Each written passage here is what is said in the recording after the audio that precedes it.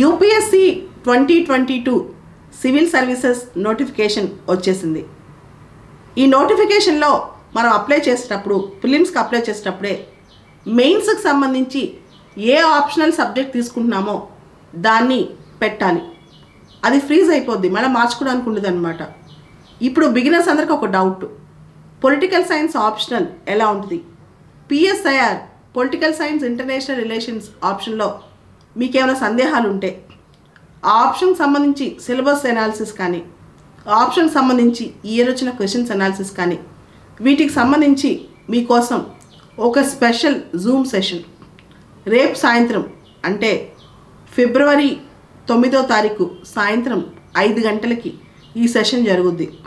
దీనిలో నేను ఆప్షన్ ఎలా ఉంటుంది, తర్వాత ఆప్షన్ గురించి మీకు వచ్చే సందేహాలు, వీటన్నిటికీ నివృత్తి ఉంటుంది అనమాట. 2022 మెయిన్స్ రాస్తే ఒకవేళ ప్రిలిమ్స్ పాస్ అయ్యి ఇప్పటి నుంచి స్టార్ట్ చేస్తే ఆప్షన్ అయిపోద్ది అంటే ఖచ్చితంగా అయిపోద్ది.